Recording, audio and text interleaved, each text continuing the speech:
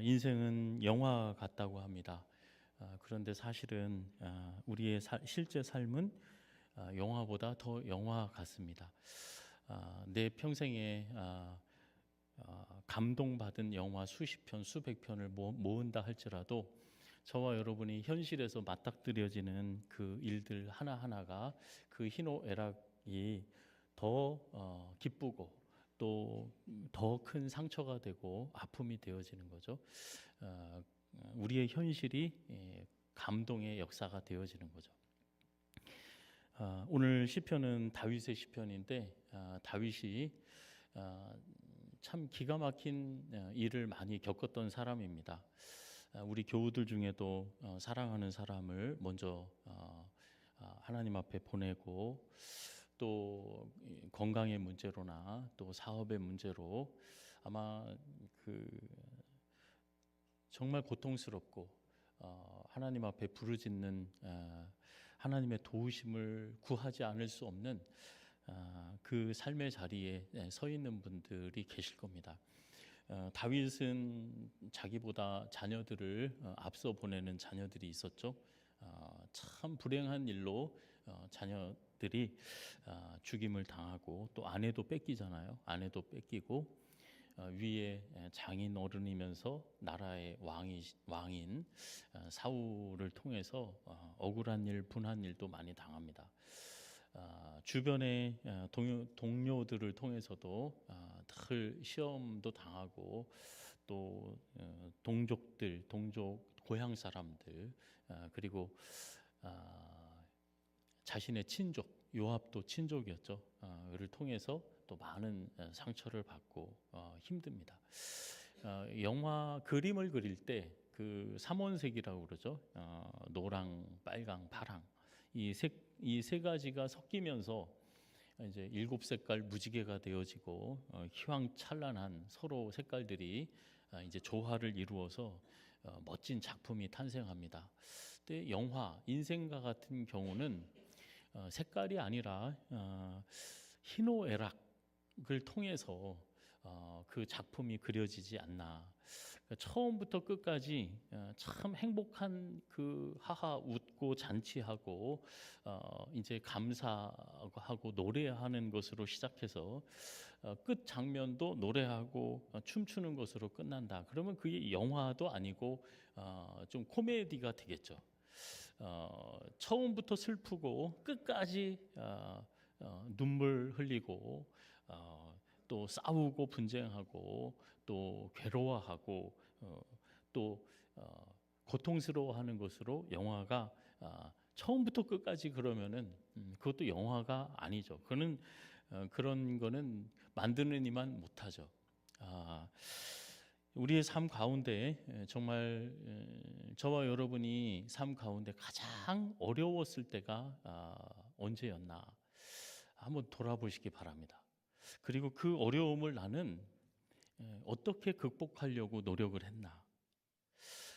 사실 사람마다 다 다릅니다. 그죠? 믿음에 따라 다르고 고향에 따라 다르고 또 환경에 따라 다 다릅니다. 제가 불행한 사람 두 사람을 한번 소개를 하려고 그러는데요. 한 사람은 여자분인데 목사님 그 사람보다 사실은 뭐 옛날 이야기가 아니라 저는 지금이 제일 제 인생의 고통스러운 때입니다. 그걸 이제 한마디로 표현하면 그 상황을 광야의 때다 이제 이렇게 얘기를 하죠. 꼭 저 광야 사막을 얘기하는 게 아닙니다. 인생의 광야를 얘기하는 거죠. 나는 지금 가장 어렵고 어두운 그 광야에 있다. 그러신 분도 있을 거예요. 근데 이 여인은 자기가 태어나서 엄마의 젖을 못 먹고 다른 여인의 품에 안겨서 젖을 먹고 크게 되었습니다.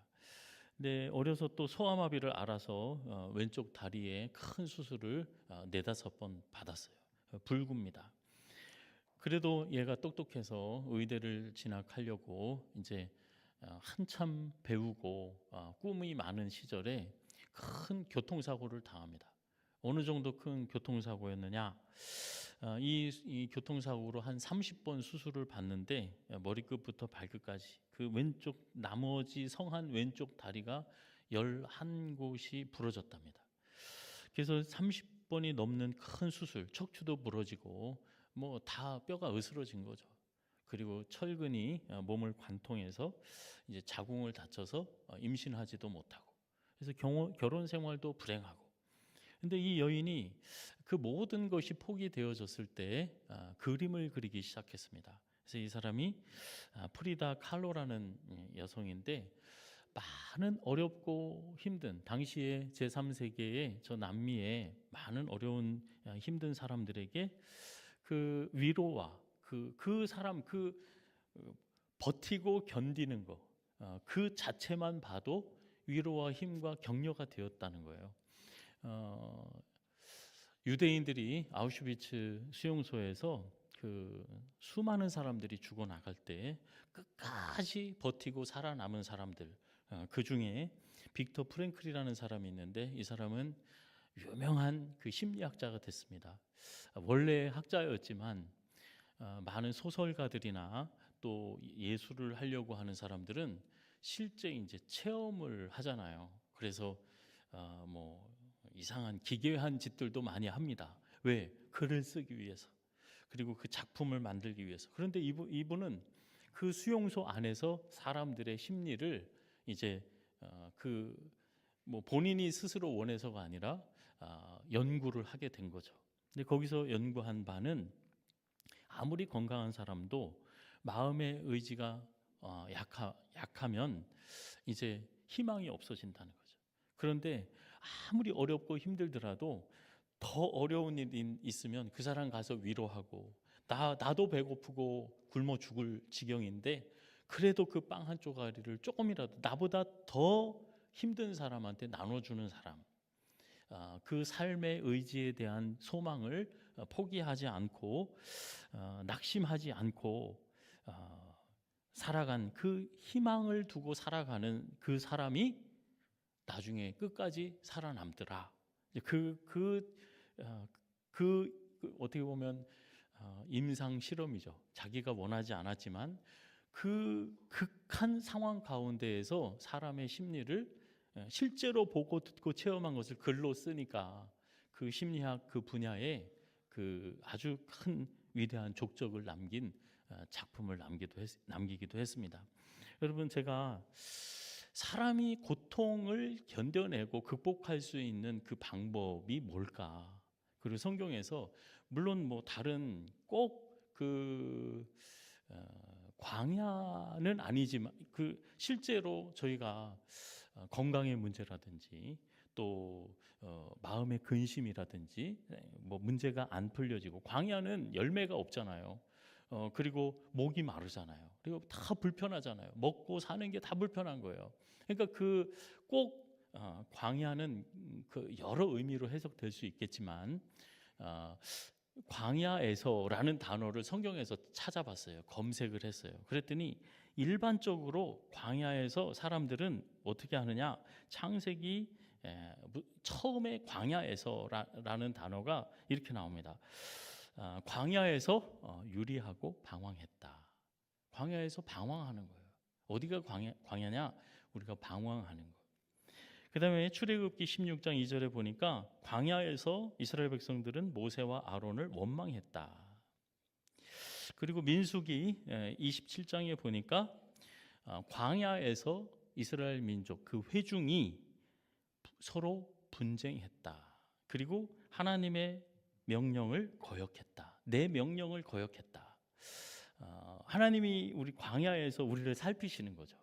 그리고 보살피시는데 우리의 필요를 살피시고 다 모든 문제를 준비해 놓고 계시는데, 광야에서 이스라엘 회중이, 내 백성이 서로 분쟁하고 내 명령을 거역했다. 이게 하나님의 말씀입니다.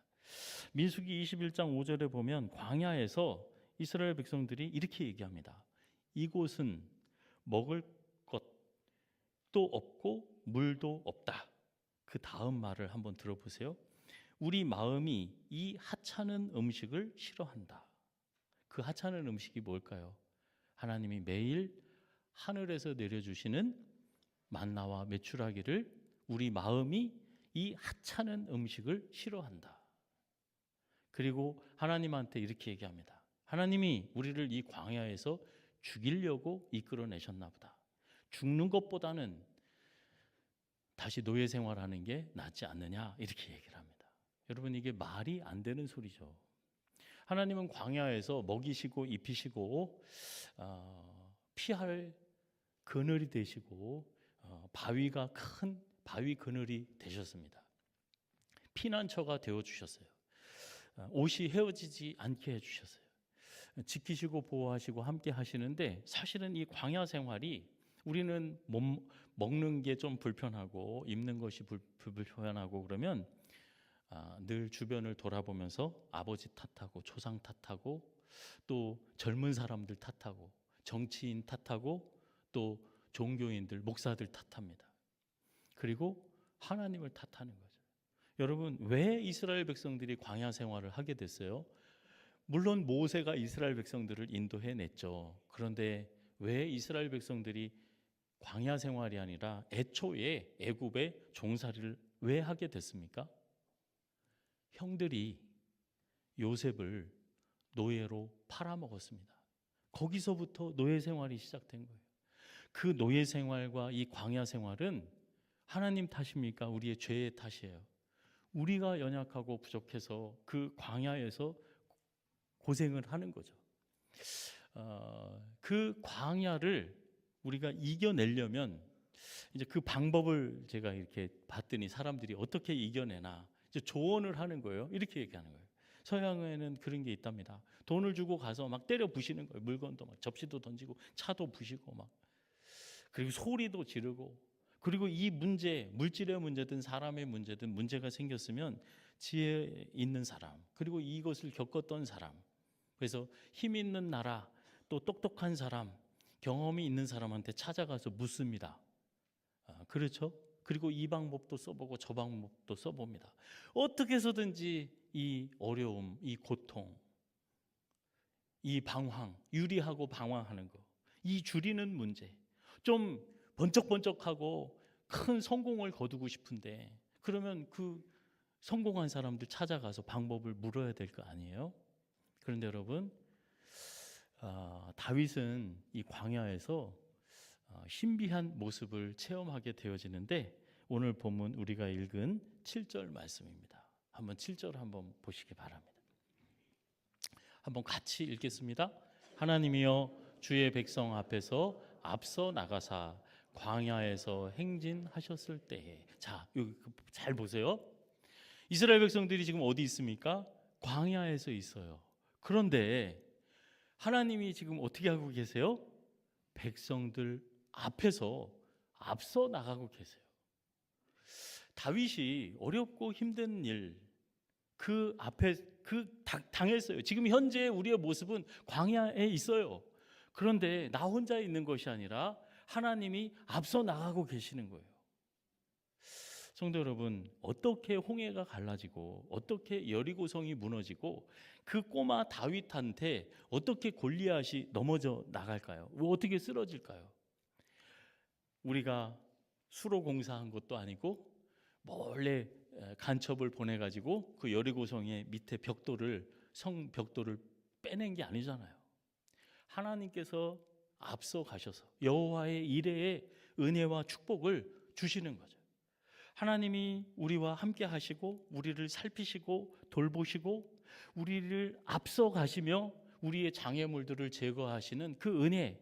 다윗은 광야에서 여호와 하나님께서 우리를 앞서 나가시는 거예요. 내 백성 앞에서 앞서 나가사 행진하실 때 땅이 진동하고 하늘이 떨어지고 1절 2절에 보면은 원수들이, 그 모든 장애들이 연기와 같이 물러가고 도망가고 사라진다, 흩어진다. 하나님이 앞장서 나가실 때, 저와 여러분이 가는 것이 아니라 하나님이 앞장서 나가실 때 그 모든 어려움과 나를 그렇게 괴롭히고 내가 그렇게 힘들어하고 짓눌리고 사로잡혀 있던 그 자리에서 하나님이 앞장서서 나가실 때 그 모든 것이 연기와 같이 사라지고 초와 같이 불 앞에서 초가 녹아내리듯이 녹아져 내렸다. 하나님 앞에서 그 모든 하나님의 백성을 괴롭히는 것들이 망하게 되었다. 그래서 이 시의 그 배경은 자세히 알지 못합니다. 왜냐하면 주제가 너무 다양해요. 내용을 보면은 잡다한 것처럼 보입니다. 그러나 여러분, 많은 사람들이 이 시는 참 어렵고 힘들 때, 그게 전쟁이든 이제 전쟁이라고 얘기를 하는데, 그 전쟁을 하나님의 도우심으로 승리하고 돌아와서 하나님 앞에 영광 돌리는 찬양, 그리고 이 자리에서 그리고 이스라엘 백성 가운데 다윗이 예루살렘을 이제 수도를 정하고 제일 먼저 한 일이 있습니다. 이게 뭔 일을 했죠? 하나님의 법궤를 예루살렘으로 들여왔습니다. 그때 춤을 추잖아요, 다윗이. 이제 그때 오늘 시편 말씀에 오늘 본면에 보면은 하나님이 말씀을 주신다, 말씀하신다, 이제 그런 표현이 나오는데, 사실은 그때 이전에 온 세계 사람들은 올림픽 이전에 우리 서울을 우리의 서울, 그 서울을 주목하지 않았던 것처럼 예루살렘은 그냥 뭐 그저 그런 도시가 아니라 그냥 잊혀진 모르는 도시예요. 그런데 다윗과 솔로몬 시대에 모든 세계 사람들이 우러러보고 부러워하는 그 도시가 된 거예요. 그 시발점이 어디냐? 그 성전 안에 하나님의 말씀이 들어왔을 때였습니다. 다윗이 이 어렵고 힘든 때 하나님이 나의 이 광야에서 이 백성들 앞에 앞장서서 나가시는 그 모습을 하늘이 내려앉고 땅이 진동하는 그 큰 원수들이 연기처럼 사라지게 되어지고 초가 불 앞에서 녹아내리는 것처럼 그 어마어마한 은혜를 체험하는데, 그 비결이 뭐냐? 3절 4절에 보면 하나님 앞에서입니다. 여러분, 고난 가운데 저와 여러분이 소리도 질러보고 이 사람 저 사람 만나보고 이 방법 저 방법도 취해보지만 하나님 앞에 나가는 거, 하나님 앞에 나가 내 모든 문제, 건강의 문제든 내 일의 문제든 하나님 말씀하시잖아요. 내 앞에 나와라, 나에게 나와라. 누구에게 나오라고 그래요? 돈 없는 자 나와라. 이사야서에 그러잖아요. 그리고 야고보서에 보면 지혜 없는 자 와라, 내가 꾸짖지 않는다. 그리고 죄 지은 자 나와라, 내가 용서한다. 또 병든 자 나한테 나와라, 그러면 내가 고쳐준다. 못 고칠 질병이 없으신 전능하신 하나님께서 배고픈 사람, 줄인 사람, 외로운 사람, 여기 보면 5절 6절에 보면 이렇게 합니다. 고아, 나는 고아의 아버지다. 나는 너희를 고아처럼 외롭게 놔두지를 않는다. 과부, 그리고 고독한 자들, 갇힌 자들, 그리고 곤핍한 자들, 이게 광야죠. 하나님 앞에 나와서 베드로 사도가 그러잖아요. 너희는 너희의 모든 염려를 다 주께 맡겨라. 그러면 주가 너희를 뭐 하신다고 그래요? 돌보신다. 여러분, 저와 여러분이 하나님 앞에 다 맡길 때, 그때부터 하나님의 지혜와 하나님의 능력으로 우리의 문제들이 해결되어지는 줄로 믿습니다. 내 자녀의 문제, 내 건강의 문제 맡기지 않으면, 내 모든 일의 문제를 맡기지 않으면 지금도 내 손 안에 있는 거예요. 내 일이 되는 거예요. 하나님 앞에 맡겨야 하나님의 일이 되어지는 줄로 믿습니다. 사도 바울이 빌립보서에 그러잖아요. 아무것도 염려하지 마라. 아무것도 염려하지 마라. 모든 일에 기도와 간구로 하나님 앞에 어떻게 해요? 너희 구할 것을 감사함으로 아뢰라. 아무것도 염려하지 마라. 그리고 주님께 맡겨라. 수고하고 무거운 짐진 자들아 다 내게로 와라. 오늘 19절에 보시면 놀라운 이야기를 합니다. 날마다 우리의 짐을 지시는 주 곧 구원이신 하나님을 찬양해라. 우리가 우리의 짐을 맡기면 여러분 우리의 머리에 이고 얼마나 골치 아픕니까? 어깨에 짊어지고 어깨가 내려앉는 것 같죠? 등짐을 지고 힘들다고 너는 왜 내 짐 안 지어주느냐고 그게 뭘 귀한 거라고 그렇게 낑낑 가지고 가는 거예요. 근데 예수님 말씀하시잖아요. 수고하고 무거운 짐진 자들아 다 내게로 와라. 주님께서 하나님 앞에 저와 여러분의 머릿속에 있는 짐, 내 몸속에 있는 내 생각 속에 삶 속에 들어있는 그 무거운 짐들을 하나님 앞에 맡기면 날마다 우리의 짐을 져주시는 구원의 하나님의 은혜를 누리게 되어지는 줄로 믿습니다. 다윗이 그렇게 고백을 하고 있어요. 광야에서 하나님이 앞서 가시더라. 내가 하나님 앞에 앞으로 나아갈 때 내 모든 것을 맡길 때 하나님께서 내 짐을 날마다 져주시더라.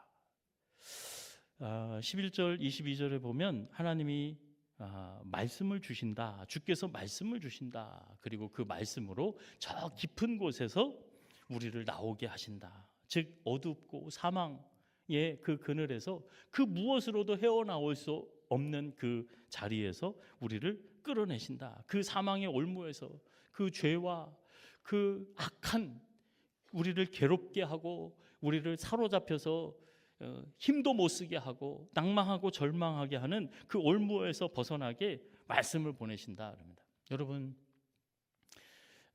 우리나라 역사에 참 복이죠. 그 초대 우리 대한민국이 이제 세워질 때 이제 독립할 때죠. 그때 지도자들이 그 만세운동 3.1운동 만세운동 할 때 그 33인 중에 기독교인들이 많다고 그러잖아요.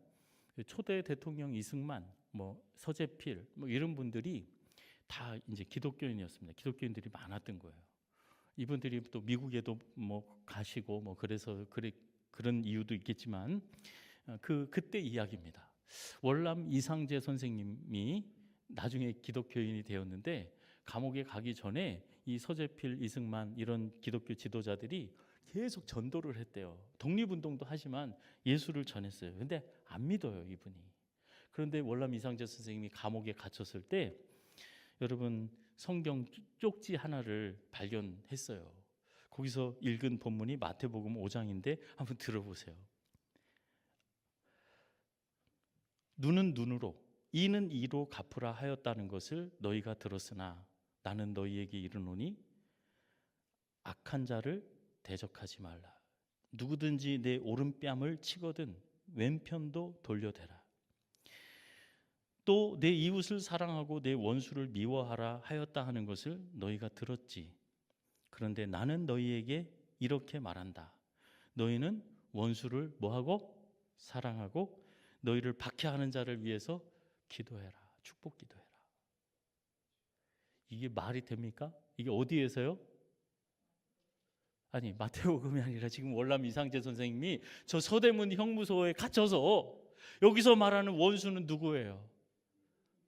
일본 사람을 사랑하라고 축복하라고 내가 어떻게 해서든지 힘을 길러서 저것들을 복수하고 내가 당한 치욕만큼 갚아주리라. 내 힘 닿는 데까지 10배, 100배, 1000배로 갚아주리라. 나는 독립운동가다. 이 나라 이 민족을 위해서 모든 걸 바쳤다. 아니 그런데 눈은 눈으로 이는 이로 하였다 하는 것을 너희는 들었지만 나는 얘기한다. 너는 악한 자를 대적하지 마라. 그 뒤에 이러죠. 오른뺨을 쳤으면 왼뺨을 돌려대라. 이게 다른 때에 그냥 편안한 자리에서 이 얘기 들으면 아이고 훌륭하시고 좋은 말씀이네 하는데 이 말이 귀에 들어왔겠습니까? 그런데 이게 웬일이에요? 이 말씀이 귀에서 마음에서 영혼에서 떠나지를 않는 거예요. 너무 괴롭다가 너무 황송하고 하나님 앞에 영광을 돌리는 이 말씀을 통해서 월남 이상재 선생님이 저 구석나라 아무도 알아주지 않는 나라에 독립운동하면서 백성들은 인정해 줄지는 모르지만 이름 없이 그렇게 처참하게 죽을 사람이 그 감옥 안에서 이 하나님의 말씀을 통해서 하나님 나라의 백성, 하나님의 자녀가 되어진 줄로 믿습니다. 그 고난의 자리에서 이건 나한테 안 맞는 소리야, 나한테 해당하지 않는 소리야.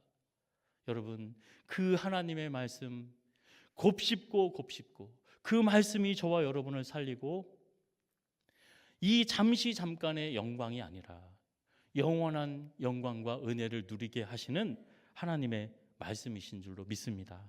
하나님은 그 말씀을 우리의 깊은 곳에서, 광야에서 우리에게 말씀을 주신다. 그리고 날마다 우리의 짐을 져주시고 우리가 외롭고 약하고 힘이 없고 병들고 소외된 자리에서 6절에 보면 형통케 하신다. 9절에 보면 흡족하게 하신다. 견고하게 하신다. 우리는 형통하지 못해요. 흡족하지 못해요. 견고하지 못해요. 그런데 흔들리지 않고 여호와는 나의 피난처가 되시고 나의 힘이 되시고 나의 방패가 되시고 내가 흔들리지 않게 해주시는 그 은혜, 광야에서 하나님 앞에 나와서 우리의 모든 문제를 맡기고 찬양하고 감사할 때, 그런데 참 희한하죠. 여러분 3절 4절에 보면은 여호와 앞에 나와서 기뻐하고 즐거워하고 감사하고 찬양하라고 그럽니다. 지금 광야인데 아무것도 아직 내 기도 제목이 응답받지 못하고 이 문제 저 문제도 내 속이 시원하게 해결되지 않는 그 아직도 광야인데 춤추고 노래하고 기뻐하고 하나님을 찬양해라 그럽니다. 오늘 시편 68편의 맨 마지막 절이 하나님을 찬송할지어다 이릅니다. 하나님을 찬송할지어다. 하나님이여 위엄을 성소에서 나타내시나이다. 이스라엘의 하나님은 그 백성에게 힘과 능력을 주시나니 하나님을 찬송할지어다. 왜 그러냐? 여러분 그 하박국에 보면 저희가 잘 아는 말씀이죠. 들려오는 소식, 참 사람의 말, 그 소식이 얼마나 무서운지. 내가 그 소식을 들었으므로 내 창자가 흔들렸습니다. 내 입술이 떨렸습니다. 우리에게 오는 그 환난을 내가 무서워서 내 몸에 내 뼈를 썩이게 하는 것이 내 뼛속에 들어왔습니다. 그래서 나는 내 처소에서 달달 떨고 있습니다. 그러면서 없는 것을 5가지를 얘기합니다. 나는 못하고 없는 것을 쭉 이어서 얘기를 하는데 이렇게 얘기해요. 무화과 나무가 무성하지 못하고 소출이 없고 열매가 없고 먹을 것이 없고 양이 없고 소가 없고 5번 얘기합니다. 없고 건강도 못하고 작년보다 몸도 안 좋아지고 물질의 문제도 내 지위도 모든 것이 없지만 18절에 보니까 나는 여호와로 말미암아 즐거워하며 나의 구원의 하나님으로 말미암아 기뻐한다. 성도 여러분, 언제 우리가 범사에 감사할 수 있을까? 이 광야에서 기뻐하고 즐거워하래요. 하나님 앞에 나와서. 아니 나는 이 문제 저 문제, 사실은 감사보다 더 문제가 짐이 더 무거워지고 문제는 더 해결되지 않는 방향으로 가고 모든 것이 안 좋은 방향으로 흘러가는 그 광야에서 어떻게 하나님 앞에 기뻐하고 감사하고 즐거워할 수 있을까? 그 이유는 한 가지밖에 없어요. 내 환경이 이렇게 변하고 저렇게 변화해서 감사하고 우울해하고 낙심하는 것이 아니라, 왜 감사한다고요? 오직 뭐 때문에? 오직 여호와 하나님 때문에. 하나님이 계시기 때문에. 하나님은 나를 구원해 주실 분이고 나를 위해 앞장서 나가실 분이고 나를 치료해 주실 분이고 내 목마를 때 나를 영원히 목마르지 않게 마시워 주실 분이고 나를 배부르게 해 주실 분이, 영원히 살게 죄와 사망을 이기게 해 주실 분이, 그 구원의 하나님은 오직 하나님이시기 때문에 내가 감사하는 이유는 감옥에 있어서도, 내가 성도는 죽어서도 뭐해요? 감사해요. 내 환경이 이래서 저래서 감사하지 못하고 또 언제는 또 춤바람 난 것보다 더 춤추고 노래하고 감사하는 것이 아니라, 여러분 내 환경이 어떤 상황 가운데 있다 하더라도 하나님 때문에 감사. 여호와는 우리를 향하신 선하심과 인자하심이 영원하다. 하나님 앞에 나와서 우리의 모든 것을 맡기고 감사로 영광 돌릴 때 우리는 이릅니다. 하나님 앞에 나와서 나 지금 찬양할 기분이 아니야. 내가 지금 뭐 봉사할 기분이 아니야. 내 환경을 봐. 여러분, 그 사람은 하나님 앞에 나와서 나의 우울함, 임재 앞에서 원망하고 불평하는 거예요. 힘없이 내 환경에 짓눌려서 구실을 못하게 되어지는 거죠.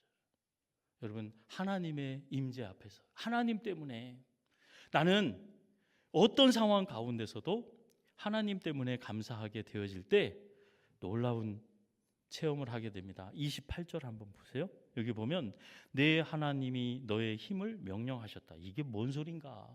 내 힘을 명령하셨다. 이 명령하셨다는 말씀이 시편 133편에 우리 형제가 연합하여 동거할 때 하나님이 그 자리에 뭘 하신대요? 복을 명령하신대요. 그런데 여기서는 이스라엘 백성에게 하나님 앞에 나와서 하나님 앞에 감사하고 찬양할 때 3절 4절에 보면 너는 기뻐하고 즐거워하고 노래하고 하나님을 찬양해라. 그리하면 하나님이 앞장서실 것이다. 그리고 하나님이 너의 힘을 명령하셨다. 이것은 내가 가지고 있는 것, 아무것도 아닌 것 같지만 내 지식, 내 지팡이, 내 손에 든 돌, 그것이 뭐가 되게 한다고요? 힘이 되게 한다는 거예요. 그래서 마지막 절에 35절에 보면 하나님의 위엄을 성소에서 나타내시나이다. 이스라엘의 하나님은 그 백성에게 뭐를 주세요? 힘과 능력을 주신다. 저와 여러분 아무 미천이 없는 것 같죠? 모세가 그 지팡이 가지고 홍해를 가른 줄로 믿습니다. 여러분, 이게 어느 때 이루어지느냐? 그 광야에서 정말 기가 막힌 그 자리에서 하나님 앞에 나와 하나님 앞에 감사하고 찬양하는 그 사람에게 그 사람 손에 쥐어진 그 지팡이가 홍해를 가르게 만들었다는 거예요. 과부가 두 렙돈으로 다른 모든 사람이 한 것보다 큰 것을 하나님 앞에 드리게 만들었다는 거예요. 누가요? 하나님 앞에 나온 사람, 그리고 하나님 앞에 맡기는 사람. 그 사람은 저와 여러분이 가진 것이 아무리 부족하고 연약해 보여도 이것은 내가 가진 모든 것이 너의 힘이 될 것이다. 그 힘을 명령하신다는 거예요. 복을 명령하시는 것과 같이 저와 여러분의 자체가 하나님 앞에 맡긴 사람, 하나님이 앞장서시고 함께 하시고 호위하시고 지키시고 인도하시는 그 사람에게는 저와 여러분의 입에 담는 말 한마디가 하나님의 주시는 영적인 권세에 있는 온 세상을 향한 선포가 되어지고 축복이 되어지고 영적인 권세를 가진 능력이 되어지는 줄로 믿습니다. 나는 내 자녀들이 가지고 있는 그 모든 그 지위, 그 달란트, 그 모든 기억, 그 모든 힘, 그 모든 시간과 재산, 그것이 다 능력과 힘이 되게 할 것이다. 하나님이 그것을 명령하신다. 그래서 우리 하나님의 백성들은 믿는 자는 능치 못하는 일이 없고 전능하신 하나님의 자녀, 하늘과 땅의 모든 권세를 가진 자가 저와 여러분의 모든 원수의 능력을 제어할 권세를 하나님이 주시는 줄로 믿습니다. 어떤 광야 가운데서도 하나님 앞에 나와 서서 모든 것을 우리가 하나님 앞에 맡길 때 이제 그 문제는 내 문제가 아니에요. 왜? 내 손에서 떠났어요. 하나님 앞에 드려졌어요. 그것은 하나님의 문제입니다. 마지막으로 말씀 한 절 보시고 마치겠는데 신명기 32장 말씀입니다. 광야의 삶을 이 한마디 말씀으로 요약할 수 있을 것 같아요. 모세가 온 이스라엘 백성들 앞에서 이제 그 40년 광야 생활을 이 말씀으로 마무리합니다. 그리고 축복을 하고 죽어요. 그 전에 마지막 얘기예요. 한번 같이 읽어보겠습니다. 여호와께서 그를 황무지에서 짐승이 부르짖는 광야에서 만나시고 호위하시고 보호하시며 자기의 눈동자같이 지키셨도다. 와, 이대로 뛰어나와 주세요. 여호와께서 그를, 이 9절에 보면은 이스라엘 백성들, 하나님의 자녀들, 저와 여러분을 얘기해요. 황무지, 광야에서, 그냥 황무지 광야가 아니에요. 들려오는 소리가 뭡니까? 내 뼈에 썩이는 것이 들어오고 내 창자가 흔들리고 그 짐승이 부르짖는 그 광야에서 하나님이 어떻게 해주세요? 만나 주시는 거예요. 저와 여러분이 그 하나님 앞에 나갈 때 하나님이 만나시고 우리를 만나시고 가난하고 외롭고 힘들고 고하고 과부고 빈곤 곤핍하고 지혜도 없고 돈도 없고 힘도 없고 부족한 우리를 이렇게 실수하고 저렇게 실수하고 지은 죄 또 짓고 그 연약한 허물 많은 우리를 하나님이 거룩하신 하나님이 복의 근원이 되시는 전능하신 하나님이 우리를 어떻게 해요? 만나주시고 우리를 호위해 주시고 뭐라 그러십니까? 보호해 주신다. 우리의 마음을 살피시는 거예요. 이 사람이 얘가 전심으로 오직 나만 바라보고 있는지 나를 의지하고 있는지 어디 믿는 구석이 있는지 두 마음, 열 마음 갈라진 7가지 마음을 품고 살아가는지 하나님 앞에 나와 우리의 모든 문제를 맡길 때 그 뒤에 저는 깜짝 놀랐습니다. 우리 기도할 때 그러잖아요. 눈동자와 같이 보호해 주시고 거기 보면 뭐라고 그러십니까? 자기의 눈동자 같이. 누구의 눈동자예요? 여기서 자기는 네? 하나님 눈동자잖아요. 내 아들의 눈동자와 같이 너희들 바람 불면 눈이 깜깜하게 저절로 그렇게 하는 것처럼 내가 눈동자와 같이 보호해주기 그 말씀이 아니더라고요. 이 눈동자는 자기의 눈동자와 같이. 이 은혜를 받는 사람은 누구예요? 저와 여러분의 모든 문제를 하나님 앞에 맡긴 사람. 그러면 하나님께서는 그것을 자기의 일로, 자기 백성의 일로, 내 자녀의 일로, 내 눈동자와 같이 내가 지키신다. 그 은혜를 받아 누리는 연말 연시잖아요. 저는 뭐 크게 많은 외부 활동을 하지 않는 사람인데도 어떻게 이렇게 나오라는 데도 많고 사람을 만나야 되는 일들이 많은지 성도 여러분 많은 사람 또 많은 일들 하는 자리에 나가게 되어질 때 항상 기억하시기 바랍니다. 내 모든 크고 작은 부족함 가운데 하나님 앞에 서고 하나님 앞에 내 모든 어려운 문제들 맡길 때 누가 앞장서신다고요? 하나님이 앞장서시는 그 은혜와 축복을 누리는 저와 여러분이 되어지기를 예수님의 이름으로 축원합니다. 저와 가진 모든 것이 하나님이 말씀하신대요. 내 백성이 하나님이 주시는 힘과 능력이 되도록 너의 경험과 너의 지식과 너의 모든 것이 힘이 될 거야. 내 지팡이, 내 손에 든 돌, 그게 골리앗을 때려 눕히게 될 거야. 그거는 내 명령이다 말씀하시는 거예요.